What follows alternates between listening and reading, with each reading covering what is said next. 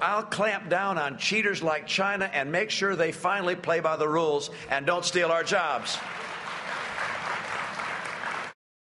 That's what Mitt Romney said at the NAACP convention yesterday, something he said many times. And this is what Mother Jones reported today. Exclusive. Romney invested millions in Chinese firm that profited on U.S. outsourcing.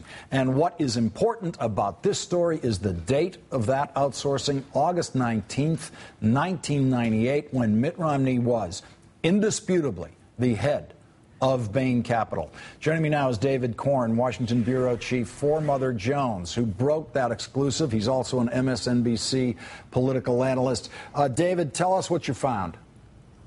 Well, as you know from the discussion so far tonight, this whole issue of when Romney left Bain has been somewhat clouded in murkiness and competing facts and contentions. I worked on this story over a week ago. We talked about that earlier.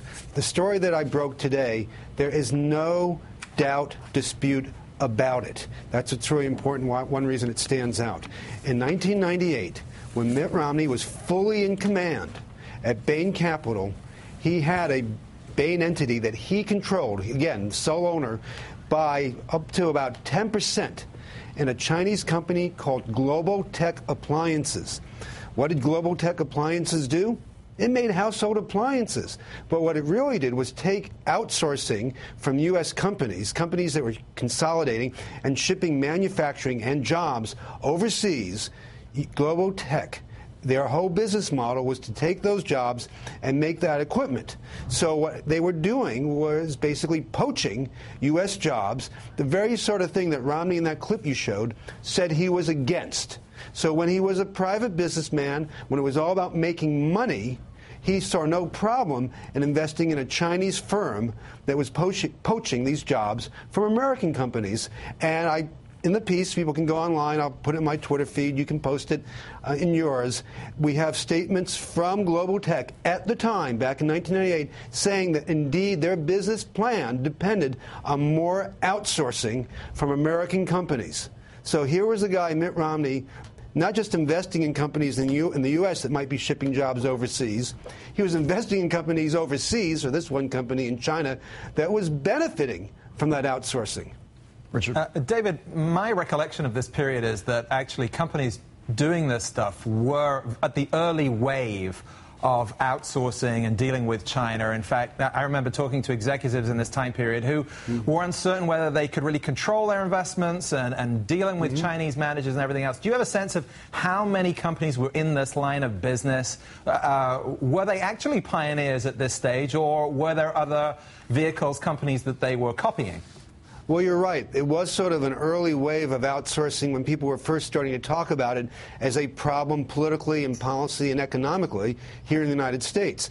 What I do know about this, and the SEC documents, interestingly, that Romney had to fill out, that his companies had to fill out about this deal, were certain type of SEC documents, 13G if it matters to anyone out there, in which you don't have to put a lot of details, unlike some other SEC documents. So we don't know a lot of the firm details about this, but it does seem that he bought his initial round of shares. He traded for a year and a half these shares up and down, but he bought his initial round it seems in an IPO that the company put out. So that really means getting in on the ground floor and getting sort of a preferential price with this company. And this was one of the first Chinese companies that I can tell that was doing an IPO of this nature back in that time period. So it really looked like Mitt Romney was trying to get in on the ground floor of this whole outsourcing and the boom in China manufacturing wave. Steve? Yeah, you know, I just have an observation here listening to this, and I'm thinking of what Alex was saying in the last segment. And we're looking ahead to November, and nobody thinks that at the end of the day Obama's going to win this thing big, or for that matter, that Romney's going to win this thing big. We're really talking about a small pool of voters who are going to swing this thing.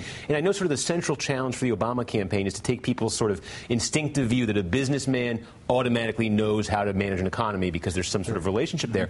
And their challenge is to sort of undermine his competence on economic issues. And I'm just thinking of, you know, we now have a story, you know, thanks to David, about Romney having a direct role in outsourcing. Right. We have the story now about Bain, from the Boston Globe, and basically that connects directly to this steel plant in Kansas City, where Romney has been saying literally for a decade, I had nothing to do with the closing, that I was going from Bain. And it just seems to me, you're really talking about appealing to 1 or 2% of the electorate and convincing them that no, the guy is a rich businessman. It doesn't mean he knows how to manage an economy. And how many days like this can Mitt Romney really afford before that really becomes real? That's right. And Steve, the whole issue of when he left Bain and what he did there, I think is rather important. I've been reporting on that. But here with this story, you have, I can understand why voters might, be confused or not care about the exact day that he left Bain. But here we have a guy who made a buck, invested millions of bucks in a Chinese firm that was competing with America for jobs. To me, when the whole theme of this election is jobs, jobs, jobs, and Romney feels he has to go out there and say, I'm not going to let China steal our jobs from us, this is kind of a visceral story that just shows that at the time when he was doing all this great stuff that he says gives him a calling card to become president, he had a different set of priorities than what was best for the United States. Well, the other thing that strikes me here is sort of the dumb political strategy, because Mitt Romney's defense previously has always been, well, I wasn't at Bain when that happened, which is sort of an admission that it's problematic and that it's damaging. Yeah. And it makes it easy to pick that apart and say, well, here's a company where you were at Bain, and oh, guess what? You didn't leave the way that you said you had. You still were involved. And it reminds me of this claim that he's been putting forward that they created 100,000 jobs. Well, why did he make that claim when it's not provable, and what you're doing at Bain is not about job creation? It just strikes me as a dumb political tactic when they know all the facts. They have all the facts at their disposal, well, this and is have the to thing. think that it would play out this way. Well, this is the thing. I don't think they know all the facts. Yeah. There's so much in the Bain finances and Mitt Romney's own personal finances. I don't believe for a minute that people in his campaign fully know or even understand all the details. It took them over a day to get back to me on this global tech deal, and I'm positive they had no clue until I basically told them what I had, and they went back and re-researched it themselves. So that's the big problem, I think, for the Mitt campaign. They don't know what Bain and he has done all these years, and that makes it hard to sort of sell it to the public. David Korn, great work, and thank you very much for sharing it with us tonight. Thank you very much, David. Thanks, Lawrence. Coming up, more on the stunning ease with which Mitt Romney tells his lies. We will review the lies of Mitt Romney, including his lie about Martin Luther King. That's next.